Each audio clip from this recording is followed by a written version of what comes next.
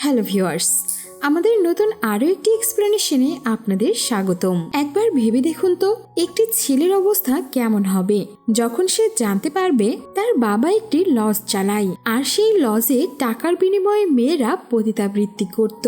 আজকে আমি আপনাদের এমনই একটি সুন্দর কাহিনী শোনাবো, যেটা শুরু থেকে শেষ পর্যন্ত দেখলে আপনাদের অবশ্যই ভালো লাগবে। ভালো লাগলে কমেন্টে অবশ্যই জানাবেন আপনারাও কি এমন একটি লজে যেতে চান কিনা। তাহলে চলুন শুরু থেকে শুরু করা যাক। সিনেমার শুরুতেই আমরা কৃষ্ণাকে দেখতে পাই। সে স্কুলে যাওয়ার জন্য রেডি হচ্ছিল। আজকে তার স্কুলে প্যারেন্ট মিটিং ছিল, যার কারণেই কৃষ্ণা তার বাবার সঙ্গে স্কুলে যাওয়ার জন্য জিদ করছিল। কৃষ্ণা তার বাবা বলবন্ত রাওকে অনেক ডাকছিল স্কুলে যাওয়ার জন্য, কিন্তু অন্যদিকে কৃষ্ণার বাবা কাজে অনেক ব্যস্ত ছিল। তিনি এখানে কৃষ্ণার কথাতে কানে দেন না আর জলদি জলদি করে নিজের কাজে বেরিয়ে পড়েন। কৃষ্ণা তখন মন খারাপ করে তার দাদির কাছে আসে আর জিজ্ঞেস করে, দাদি, বাবা এমন কি কাজ করে যে আমার সঙ্গে স্কুলেও যেতে পারলো না? কৃষ্ণার দাদি তখন বলে, তোমার বাবা কটেজ বিজনেস করে। তোমার বাবার কারণেই মানুষের বাড়িতে চুলা জ্বলে, তারা দুমুঠো খেতে পায়। সেখানে অনেকগুলো কাস্টমারকে হ্যান্ডেল করতে হয়, যার জন্যই তোমার বাবা এতটা ব্যস্ত থাকে। দাদির মুখে এই কথা শুনে কৃষ্ণা মনে করে তার বাবা হয়তো অনেক বড় একটা বিজনেসম্যান, আর সে প্রথমবারের মতো এইটা ভাবে সে বড় হয়ে নিজের বাবার বিজনেসকে আরো বড় করবে। এই দিনের পর থেকে কৃষ্ণা প্রতিদিনই নিজের বাবার বিজনেস নিয়ে অনেক চিন্তা করত। আর একদিন তো সে তার বাবা বলবন্ত রাওকে গিয়ে বলে, আমিও আপনার অফিসে যেতে চাই। কিন্তু এখানে বলবন্ত রাও মানা করে দিয়ে বলে, তুমি আপাতত নিজের পড়াশোনায় মনোযোগ দাও। এর কয়েকদিন পর স্কুল থেকে বলবন্ত রাওয়ের কাছে ফোন আসে আর টিচার তাকে বলে, আপনার ছেলে পড়াশোনায় একদমই মনোযোগ দেয় না। এমনকি সে এটাও বলে, বড় হয়ে যখন আমি আমার বাবার বিজনেসই সামলাবো, তাহলে এত কষ্ট করে আমার পড়ার দরকার কি? এই কথা শুনে বলবন্ত রাও অনেক চিন্তিত হয়ে পড়ে, কারণ সে চাইতো না তার ছেলে তার বিজনেস সামলাক। যার জন্যই এখানে বলবন্ত রাও কৃষ্ণাকে অনেক বকাঝোকা করে আর পরের দিন তাকে পড়াশোনা করার জন্য হায়দ্রাবাদে পাঠিয়ে দেয়। আর এইভাবে 12 বছর কেটে যায়। 12 বছর পর কৃষ্ণা পড়াশোনা শেষ করে আবারও নিজের বাড়িতে ফিরে আসে। কৃষ্ণা এখানে তার বাবাকে এসে বলে, এখন আমি আপনার বিজনেস সামলানোর জন্য একেবারে যোগ্য হয়ে ফিরে এসেছি। এটা শুনে বলবন্ত রাও অনেক রেগে যায় আর কৃষ্ণাকে বলে, তুমি তোমার মাথা থেকে এই চিন্তা ভাবনা ঝেড়ে ফেলো, চুপচাপ হায়দ্রাবাদে চলে যাও আর সেখানে গিয়ে নিজের জন্য ভালো দেখে একটা চাকরি খুঁজে নাও। এইটা শুনে কৃষ্ণা মনে করে হয়তোবা তার বাবা তার উপর ভরসা পাচ্ছে না, সেই জন্যই সে ঠিক করে নিজেকে প্রমাণ করে তারপরে বাবার বিজনেস সামলাবে। কৃষ্ণা এরপর তার বন্ধু বাঙ্কার সঙ্গে দেখা করে আর তখন বাঙ্কা তাকে বলে, মিত্রা ফাউন্ডেশন নামের একটা এনজিও রয়েছে, তারা নিজেদের স্পন্সরদের বিজনেসকে আরো প্রফিটেবল বানানোর জন্য একজন বিজনেস কনসালটেন্ট খুঁজছেন। আর এরপর তারা দুজন সেই মিত্রা ফাউন্ডেশনে চলে আসে। এখানে কৃষ্ণা 25 বছর বয়সী এনজিওর মালিক মিত্রাকে দেখে বেশ অবাক হয়ে যায়। কৃষ্ণা তখন মিত্রাকে জিজ্ঞেস করে, মাত্র 25 বছর বয়সী একটি মেয়ে এত ভালো কাজ কি করে করতে পারে? মিত্রা তখন বলে, আমার দাদাই আমার ইন্সপিরেশন, তার দেখানো পথে গিয়েই আমি এই কাজটি এত সুন্দরভাবে করতে পারি। কৃষ্ণা তখন বলে, যেমন তোমার দাদা তোমার জন্য ইন্সপিরেশন, আমার বাবাও আমার জন্য অনেক বড় ইন্সপিরেশন। আমি তার সামনে নিজেকে প্রমাণ করতে চাই যে আমি কতটা যোগ্য, সেই জন্যই আমি তোমার সাথে ফ্রিতেই কাজ করতে ইচ্ছুক। যেসব বিজনেসগুলোতে লস যাচ্ছে সেই বিজনেসগুলোকে আমি প্রফিটেবল বানানোর খুব চেষ্টা করব। মিত্রাও এখানে কৃষ্ণার কথা মেনে নেয় আর এর পরের দিন থেকে তারা দুইজন একসঙ্গে কাজ করতে শুরু করে। মিত্রা এখানে কৃষ্ণাকে নিয়ে অনেকগুলো বিজনেস স্পন্সরদের কাছে যায় আর কৃষ্ণা তাদের বিজনেসের আইডিয়াগুলো আর ধরনগুলো ভালোভাবে লক্ষ্য করে। কৃষ্ণাও সেখানে কি কি বদলাতে হবে সেই সব আইডিয়া তাদেরকে দেয়। এইভাবেই কাজ করতে করতে তারা দুইজন অনেক কাছাকাছি চলে আসে আর মিত্রাও কৃষ্ণাকে ভালোবেসে ফেলে। একদিন কৃষ্ণার কাছে তার দাদির ফোন আসে। তার দাদি বলে, তোমার বাবার অবস্থা একদমই ভালো নয়, সে খুবই অসুস্থ। আর এইটা শোনার পর কৃষ্ণা দৌড়াতে দৌড়াতে হাসপাতালে চলে আসে। ডাক্তার তখন কৃষ্ণাকে বলে, ওনার মাইনার হার্ট অ্যাটাক এসেছিল, এখন তিনি শঙ্কামুক্ত আছেন, কিন্তু তার প্রপার বেড রেস্টের প্রয়োজন। তাই ওনাকে কোনো ধরনের কাজ করতে দেওয়া যাবে না। কৃষ্ণা তার বাবাকে অনেক ভালোবাসতো, যার কারণে সে তার বাবার অনেক খেয়ালও রাখতো। কৃষ্ণা তখন মনে করে এটাই সঠিক সময়, আমার পরিবারের সাথে সাথে আমার পাপার বিজনেসটাও এখন আমাকেই সামলাতে হবে। পরের দিন সকালে দেখা যায় স্যুটবুট পরে এখানে কৃষ্ণা অফিস যাওয়ার জন্য রেডি হয়ে গেছে। আর এরপর সে নিজের বাবার ড্রাইভারকেও ফোন করে ডেকে নেয়। এরপর সে কারে বসে অফিসে যাচ্ছিল, আর অফিসে যাওয়ার সময় সে ফোনেই বসে বসে বিভিন্ন ধরনের বিজনেস রিলও দেখছিল। কৃষ্ণা তখন মনে করে আমিও এমন করেই আমার পাপার বিজনেসে এন্ট্রি মারবো। ড্রাইভার এখানে পুরনো একটি গলির সামনে গাড়ি দাঁড় করায় আর কৃষ্ণাকে অফিসের সামনে নিয়ে আসে। কৃষ্ণা এখানে খুবই এক্সাইটেড ছিল নতুন অফিসে যাওয়ার জন্য, কিন্তু এখানে কৃষ্ণা যখনই অফিসের দিকে তাকায় তখনই তার চেহারার এক্সপ্রেশনই বদলে যায়। এখানে কৃষ্ণার সামনে বলবন্ত লজ ছিল, আর সেখানেই কাজ করা মহিলারা কৃষ্ণাকে স্বাগতম জানাচ্ছিল। এইটা দেখে কৃষ্ণা খুব ভালোভাবেই বুঝতে পারে তার বাবা আসলে কোন ধরনের বিজনেস করে। বেচারা কৃষ্ণা এখানে শক খেয়ে অজ্ঞান হয়ে যায়। এখানে লজে কাজ করা মেয়েরাই কৃষ্ণাকে ভেতরে নিয়ে আসে, আর একটু পরে কৃষ্ণার জ্ঞানও ফিরে আসে। কিছুক্ষণ পরে কৃষ্ণার কাছে মিত্রার ফোন আসে, আর সে বলে আজকে তো তুমি তোমার বাবার বিজনেস টেক ওভার করেছো, তাহলে তো তুমি অনেক খুশি হবে, আর আমি তোমার খুশি দ্বিগুণ করে দিচ্ছি। এইটা বলেই মিত্রা কৃষ্ণাকে আই লাভ ইউ বলে। এইটা শুনে কৃষ্ণার হাত থেকে ফোনটায় পড়ে যায়, আর সে পাগলের মতো হাসতে থাকে। তার মানে বুঝুন এখানে কৃষ্ণার অবস্থাটা কেমন হতে পারে। রাত্রেবেলা এখানে কৃষ্ণা বাঙ্কার কাছে আসে, আর সে বাঙ্কাকে সমস্ত কিছু খুলে বলে। আর এরপর তারা দুইজন একসঙ্গে বসে ড্রিঙ্কস করতে থাকে। বাঙ্কা তখন হাসতে হাসতে বলে আমার তো বিশ্বাসই হচ্ছে না তোর বাবা এই বিজনেস করে। আজকের পর থেকে তুই ওই গলিতে পাও রাখবি না। কৃষ্ণ তখন বলে আমি ওই লজটিকে বেচে দেব, আর এরপর ওই টাকা দিয়ে কোনো ভালো বিজনেস শুরু করব। এখানে বাঙ্কা বলে একদম ঠিক ডিসিশন নিয়েছিস, তুই ওই লজটিকে বিক্রি করে দে, কিন্তু বন্ধু লজটি বিক্রি করার আগে ওই লজের ঠিকানা আমাকে দিয়ে যা। মানে এখানে বাঙ্কা ওই লজে যেতে চাইছিল আর কি। সিন কাট হলে আমরা দেখতে পাই লজে ইওয়ান নামের একটি কাস্টমার এসেছে। ইওয়ান এখানে লজে থাকা একটি পতিতাকে ভালোবেসে ফেলে, আর সে ওই মেয়েটিকে বিয়েও করতে চায়। কিন্তু চম্পা এখানে বারবার ইওয়ানের প্রপোজাল মানা করে দিচ্ছিল। ঠিক সেই সময় কৃষ্ণা এখানে বাঙ্কার সঙ্গে লজে আসে, আর সে এসে ইওয়ানকে বাড়িতে চলে যেতে বলে, আর ইওয়ানও সেখান থেকে চলে যায়। কৃষ্ণা এখানে সেখানে কাজ করা সমস্ত মহিলাকে এক জায়গায় করে, আর সে বলে আপনারা অন্য কোথাও অন্য কোনো কাজ খুঁজে নিন, আমি কিছুদিনের মধ্যেই এই লজটিকে বিক্রি করে দেব। এইটা শুনে চম্পা তখন বলে বলবন্তরাও আমাদের কাছে ফেরেশতার মতো, যতক্ষণ পর্যন্ত তিনি আমাদেরকে চলে যেতে না বলবেন আমরা কোথাও যাব না, এখানেই থাকবো। এই কথা বলে সেখানে থাকা সমস্ত মেয়ে মানুষ চলে যাচ্ছিল। তখনই কৃষ্ণা বলে কি রে বাঙ্কা, এই কেমন মেয়ে মানুষ এরা যে এই খারাপ কাজ ছেড়ে অন্য কাজের কথা বলছি তাও তারা করবে না। তখনই এইটা লজের একটি মেয়ে শুনতে পাই, আর সে সেখানে কৃষ্ণাকে বলে তুমি হয়তো মনে করতে পারো এইটা আমাদেরকে দিয়ে জোর করে করানো হচ্ছে, কিন্তু এমনটা মোটেও নয়, এইটা আমরা নিজের ইচ্ছাই করছি। আর এরপর ওই মেয়েটি কৃষ্ণাকে নিজের কাহিনী বলতে শুরু করে।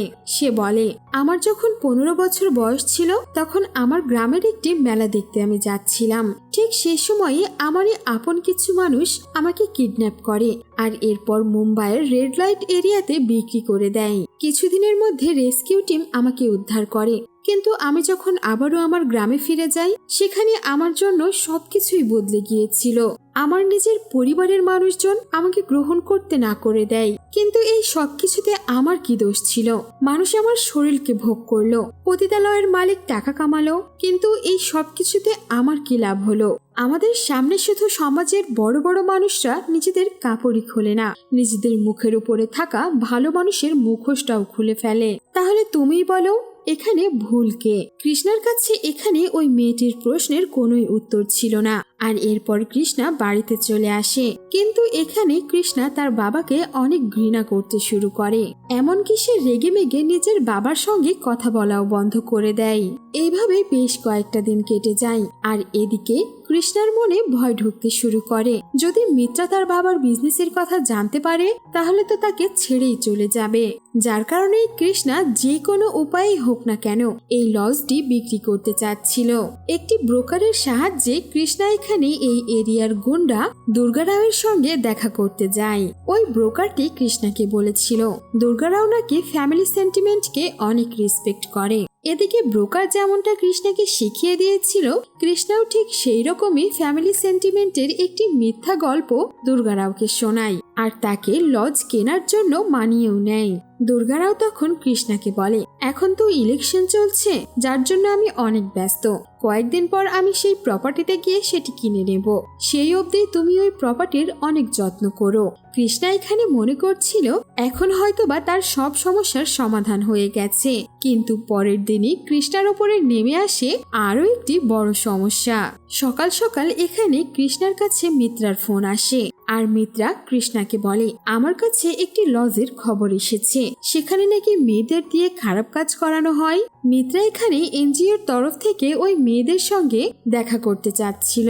মিত্রা কৃষ্ণাকেও সঙ্গে নিয়ে যেতে চাচ্ছিল, কিন্তু লজের অ্যাড্রেস শোনার পর এখানে কৃষ্ণা অনেক অবাক হয়ে যায়। কোনো উপায় না পেয়ে কৃষ্ণা বাঙ্কাকে ফোন করে বলে, মিত্রা লজে আসছে, জলদি লজে গিয়ে সবকিছু ম্যানেজ কর। কিছুক্ষণ পরেই দেখা যায় কৃষ্ণা মিত্রাকে নিয়ে লজে এসেছে, কিন্তু তার আগেই এখানে বাঙ্কা লজে এসে সব সেটিং করে দিয়ে গেছে। এখানে বাঙ্কা লজটিকে নেচার থেরাপি সেন্টারের মতো করে সাজিয়ে দিয়েছিল। লজে কাজ করা সমস্ত মহিলারাই এখানে এক একজন থেরাপিস্ট হিসেবে অ্যাক্টিং করছিল। এখানে ইওয়ানো ছিল, সে নেচার থেরাপিস্ট ডক্টর হিসেবে অ্যাক্টিং করছিল। এই সবকিছু দেখে এখানে মিত্রা মনে করে এটা কোনো লজ নয়, নেচার থেরাপি সেন্টার, আর এখানে কাজ করা এইসব মহিলারা কোনো খারাপ কাজ করছে না। এরপর মিত্রা সেখান থেকে চলে যায়। আর অন্যদিকে কৃষ্ণা ভাবছিল অবশেষে তার ঘাড় থেকে এই সমস্যাটাও নেমে গেল, কিন্তু সে তো এটা জানতোই না এই সমস্যা কেবলমাত্র শুরু। পরের দিন সকালে মিত্রা কৃষ্ণাকে ফোন করে বলে, আমি এনজিওর বাচ্চাদেরকে নিয়ে থেরাপি সেন্টারে যাচ্ছি, বাচ্চারা সেখানে গিয়ে কিছু শিখতে পারবে। মিত্রা এখানে লজের ভেতরে ঢুকতেই যাবে, তখনই কৃষ্ণা সময় মতো তার রাস্তা আটকে ধরে। কৃষ্ণা এখানে খুব ভালোভাবেই বুঝতে পেরেছিল এখন সত্যি বলা ছাড়া আর কোনো রাস্তা নেই। কৃষ্ণা এখানে নিজের পাপার বিজনেসের সমস্ত কথাই মিত্রাকে খুলে বলে, আর সে এটাও বলে এটাকেই কৃষ্ণা টেক ওভার করেছিল। সত্যটা জানার পর মিত্রা এখানে অনেক রেগে যায়। কৃষ্ণাকে দেখে এখন তার ঘৃণা হচ্ছিল। রেগে মেগে এখানে মিত্রা কৃষ্ণাকে চড় মেরে বসে আর সে বাচ্চাদের নিয়ে সেখান থেকে চলে যায়। কৃষ্ণা এখানে অনেক মন খারাপ করে, কারণ সে মিত্রাকে অনেক ভালোবাসতো, কিছুতেই সে মিত্রাকে ভুলতে পারছিল না। অন্যদিকে মিত্রাও অনেক মন খারাপ করেছিল, কারণ সেও কৃষ্ণাকে অনেক ভালোবাসতো। কিছুদিন পর মিত্রা এখানে কৃষ্ণাকে দেখা করার জন্য ডাকে, আর এখানে মিত্রা বলে, আমার পরিবার অনেক ধার্মিক পরিবার, তারা যদি জানে তুমি এই কাজ করো তাহলে কোনোদিনও তারা তোমার সঙ্গে আমার বিয়ে হতে দেবে না। তাই বলছি আগে গিয়ে তুমি অন্য কোনো চাকরি খোঁজো, তারপরে আমি আমার পরিবারের সঙ্গে তোমার দেখা করাবো আর বিয়ের কথাও বলবো। আজকের পর থেকে যেন তোমাকে ওই লজে পা দিতে না দেখি। এখানে কৃষ্ণা মিত্রার সমস্ত কথাই মেনে নেয়, কিন্তু সেদিনই সন্ধ্যায় কৃষ্ণার কাছে লজ থেকে চম্পার ফোন আসে। সে কৃষ্ণাকে বলে লজে অনেক বড় প্রবলেম হয়ে গেছে, তাই জলদি তোমাকে এখানে আসতে হবে। কিন্তু কৃষ্ণা সেখানে যাবার জন্য মানা করে দেয়। তখন চম্পা বলে, যদি তুমি না আসো তাহলে তোমার বাবা বলবন্ত রাওকে এখানে ডাকতে হবে। যার জন্যই উপায় না পেয়ে কৃষ্ণা এখানে লজে আসে। আর এখানে আসার পর চম্পা তাকে একজন বয়স্ক কাস্টমারকে দেখায়, যে কিনা লজে এসেই মারা গেছে। এটা দেখে কৃষ্ণা অনেক বেশি ভয় পেয়ে যায় আর ভাবতে থাকে এই বিপদ থেকে সে এবার কি করে রক্ষা পাবে। ঠিক তখনই কৃষ্ণার ফোনে মিত্রার ফোন আসে। মিত্রা এখানে সন্দেহ করছিল কৃষ্ণার নিশ্চয়ই আবার ওই লজে গেছে, যার কারণে মিত্রা এখানে লজের বাইরে দাঁড়িয়ে থেকেই কৃষ্ণাকে ভিডিও কল করছিল। কৃষ্ণা এখানে কথা সামলানোর অনেক চেষ্টা করে, কিন্তু এখানে সে শেষমেশ সে মিত্রার কাছে ধরাও পড়ে যায়। সে মিত্রাকে এসে বলে সে ইচ্ছে করে এখানে আসেনি, একটি বিপদ হয়েছে জন্যই সে এখানে এসেছে। কিন্তু মিত্রা এখানে কৃষ্ণার কথা একদমই বিশ্বাস করছিল না। সে কৃষ্ণাকে অনেক বকাঝকা করছিল। কৃষ্ণা তখন মিত্রাকে বলে আমার কথা বিশ্বাস না হলে তুমি ভেতরে গিয়ে দেখো। মিত্রা রেগে গিয়ে বলে আমরা অনেক ধার্মিক মানুষ, এমন জায়গাতে আমি পাও রাখবো না। কৃষ্ণা এখানে মিত্রাকে অনেক রিকোয়েস্ট করে, যার কারণে নিজের মুখ লুকিয়ে এখানে মিত্রা লজের ভেতরে ঢুকে যায়। কৃষ্ণা এখানে ওই মরে যাওয়া বুড়ো কাস্টমারকে মিত্রাকে দেখায়, কিন্তু বুড়ো কাস্টমারের চেহারা দেখার পর মিত্রা এখানে অনেক শক খেয়ে যায়। সে বলে ওঠে আরে এটা তো আমার দাদা, তিনি এখানে কি করছেন? মিত্রার এই কথা শুনে কৃষ্ণা থেকে শুরু করে লজের সমস্ত মহিলা অবাক হয়ে যায়। এখানে শুধু সমস্যা কৃষ্ণার জন্য ছিল না, মিত্রার জন্যও ছিল। মিত্রা এখানে কাঁদতে কাঁদতে কৃষ্ণাকে বলে এই খবর যেন বাইরে ছড়িয়ে না পড়ে, কেউ যাতে জানতেও না পারে যে আমার দাদা এমন একটি জায়গায় এসেছে, নইলে আমাদের পরিবারের অনেক বদনামি হয়ে যাবে। আমরা লুকিয়ে আমার দাদার লাশকে আমাদের বাড়িতে নিয়ে যাব। কৃষ্ণা এখানে সাহায্যের জন্য বাঙ্কাকেও ডেকে নেয়। আর বাঙ্কা যখন এইসব কথা জানতে পারে সে তখন টিটকারি মেরে মিত্রাকে বলে তোমরা তো খুব ধার্মিক ফ্যামিলি, তাহলে তোমার দাদা এখানে কি করতে এসেছে? নেচার থেরাপি নিতে? বাঙ্কার এই কথা শুনে কৃষ্ণা নিজের হাসি আটকে রাখতে পারে না। আর অন্যদিকে মিত্রা ভীষণ রেগে যায়। মিত্রা এখানে কিছুই বলতে পারছিল না। যেই দাদাকে সে নিজের ইন্সপিরেশন মনে করত সেই দাদা কিনা এমন একটি জায়গায় এসেছে সে মেনেই নিতে পারছে না। এখানে তারা সবাই মিলে প্ল্যান করে যখন আশেপাশের দোকানগুলো রাত্রেবেলা বন্ধ হয়ে যাবে তখন তারা লুকিয়ে দাদার লাশটিকে গাড়িতে উঠিয়ে বাড়ি নিয়ে চলে যাবে। কিছুক্ষণ পরেই আশেপাশের সমস্ত দোকান বন্ধ হয়ে যায়। আর এরপর যখন তারা দাদাজিকে নিয়ে কারে উঠাতেই যাবে তখনই সেখানে মিত্রার বাবা নিজের দলের লোকদের নিয়ে আন্দোলন করতে চলে আসে। আসলে এখানে মিত্রার দাদাজি রুলিং পার্টির অনেক বড় একজন নেতা ছিল। ওনার জন্যই মিত্রার বাবাকে এবার রুলিং পার্টির লোকেরা ইলেকশন করার টিকিটও দিয়েছিল। মিত্রার বাবা এখানে সবকিছুই জানতো, এই লজে আসলে কি কাজ করা হয়। আর ভোটের আগে সে এখানে এই জন্যই আন্দোলন করতে এসেছে যাতে মানুষের ভোট পেতে পারে। মিত্রা তার বাবাকে দেখে বেশ টেনশন করতে থাকে।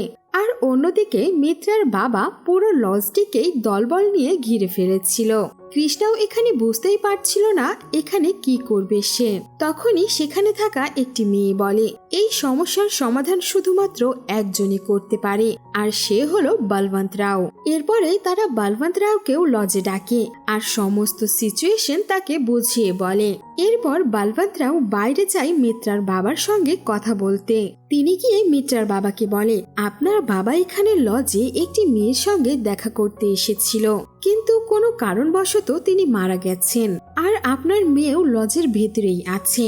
মিত্রার বাবা এখানে বিশ্বাসই করতে চাইছিল না যে তার মেয়ে এইখানে আছে, যার জন্যই সে মিত্রাকে ফোন করে। যখনই তিনি জানতে পারেন মিত্রাও ভেতরেই রয়েছে তখন তার অবস্থাও অনেক খারাপ হয়ে যায়। বলবন্ত রাও তখন মিত্রার বাবাকে বলে আপনি শুধুমাত্র রাস্তা খালি করে দিন, আমরা লুকিয়ে আপনার বাবাকে বাড়ি পৌঁছে দেব, কেউ জানতেও পারবে না। মিত্রার বাবা এখানে বুঝতে পারে আর নিজের দলের লোকগুলোকে বুঝিয়ে সেখান থেকে নিয়ে চলে যায়। পরের দিন মিত্রা আর তার বাবা বাড়িতেই ছিল। মিত্রার বাবা এখানে অনেক টেনশন করছিল, যদি দাদার মৃত্যুর খবর বাইরে বের হয়ে যায় তাহলে তার এমএলএর টিকিটটাও ক্যান্সেল হয়ে যাবে। ঠিক তখনই সেখানে বলবন্ত রাও আর কৃষ্ণা চলে আসে। এখানে বলবন্ত রাও এসে মিত্রার বাবাকে বলে আসলে স্যার দাদাজির লাশ একটু কিডন্যাপ হয়ে গেছে। মিত্রার বাবা তখন রেগে গিয়ে বলে একটু কিডন্যাপ হয়েছে মানে? বলবন্ত রাও তখন গত রাতের ঘটনার সবকিছুই খুলে বলে তাকে। আসলে এখানে চাম্পার প্রেমিক ইওয়ানের বিয়ে ঠিক করে দিয়েছিল তার বাড়ির লোকজন, কিন্তু ইওয়ান চাম্পাকে ছাড়া কাউকেই বিয়ে করবে না।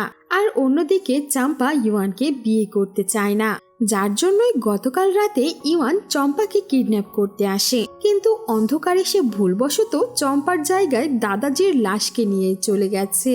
এরপর যখন ইওয়ান লাশের সত্যিটা জানতে পারে তখন সে ফোন করে বলবন্ত রাওয়ের সামনে একটি শর্ত রাখে।